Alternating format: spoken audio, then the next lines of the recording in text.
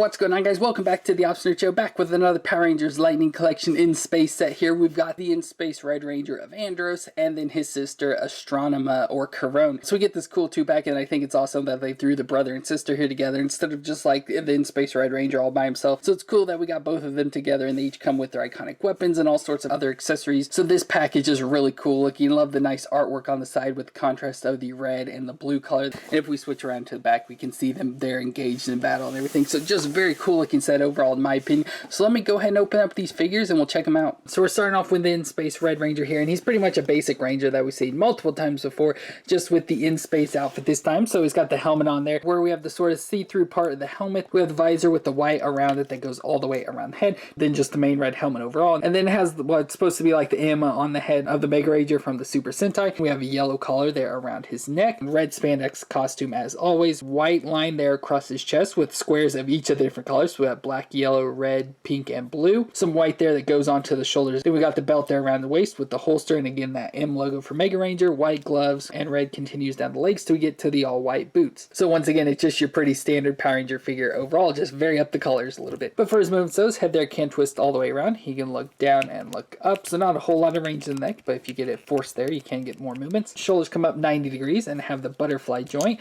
and of course they can rotate around. We've got the bicep twist, the double elbow joint that bends up that far, and then the wrist can twist around and flex back and forth. We have the upper ab crunch forward and back, twist all the way around in there, and then we have the lower ab crunch, so crunch further forward and further back. Hips come up 90 degrees out to the side that far, thigh twist all the way around, a double knee joint that bends up that far, shin twist right at the top of the boot, and the foot flexes back and forth and twists side to side. He comes with some accessories, so he's got two grip hands on.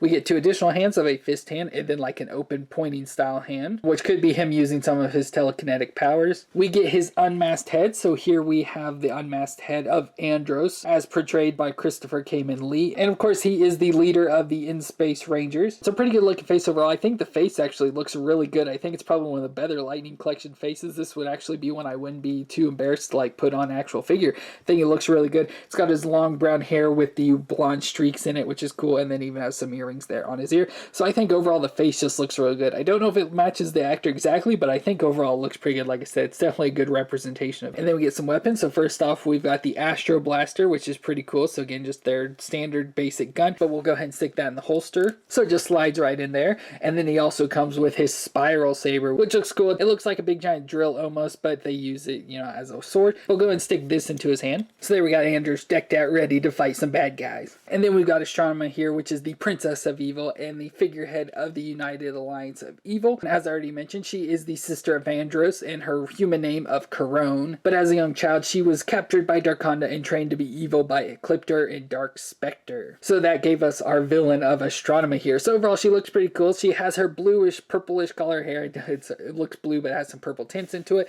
So if we look up real close, you can see her face there. So to me, her face doesn't really look that good at all. You know, it looks humanish, so it's not like absolutely horrible, but it doesn't look like the actress or anything of Melody Perkins that portrayed her. But if you know anything about Astronema, she changed her hairstyle a lot throughout the show, so this is just one of the options that they chose, and it's again the like blue and purple color. So it's mostly all blue, but like has some darker blue or purple colors up on the top there and right there. Again, I don't know how well you can see that in the camera. She has a band around her head and then some jewels or chains and stuff hanging down from her hair. She does have an all black spandex suit on underneath. It pretty much is from top to bottom, but it has some details in the center with some silver of lighter and darker silver there right in the center, and then she has some battle armor over the top of her. So she's got a giant chest plate that has some shoulder pads up on it there, and then she has some forearm guards with some like wings or something on the side of them. They look pretty cool. But most importantly, she does have her locket there around her neck, which does have a picture of her brother of Andros inside of it. So overall, I think she looks pretty good. Like I said, face isn't exactly, but the rest of the body does look pretty good. But for her movements, her head can barely move at all because of her hair. The weight's positioned around her armor. You can't really move her head at all, but she can just rock back and forth there a little bit.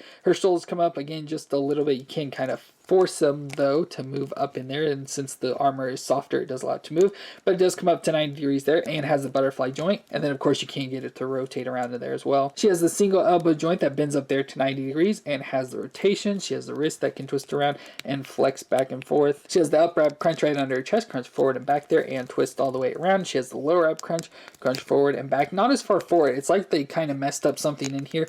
She doesn't get to go as far forward. Hips come up 90 degrees out to the side that far, a thigh twist all the way around around in there.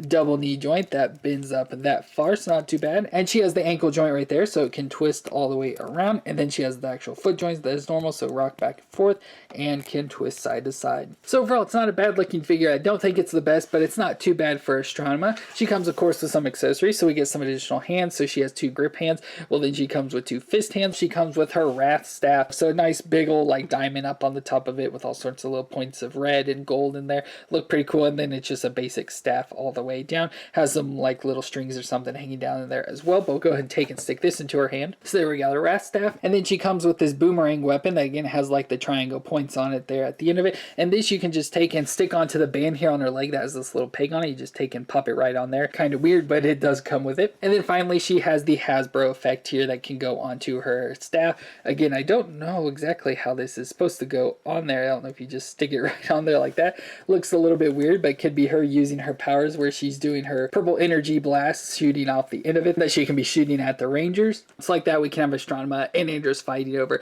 before she gets turned back into Corone. So overall, pretty cool style. I feel the figures are a little bit lackluster just because with like the Red Ranger, it's just your basic Red Ranger. We've got it multiple times. There's nothing new with like the movements or anything, just a little bit different outfit. But getting the Astronema is really cool, but she's just not my favorite person ever. So it's like I'm not like super excited to have her or anything, but it's a good villain to add with our villain shelf of Lightning collection. But let me know what you thought of these figures down in the comments down below. Have you picked this set up for yourself? But if you enjoyed my review, please leave a thumbs up for me and any comments you have for me down below. But I want to thank you all for watching. I hope you stay awesome out there, and I'll see you in our next review.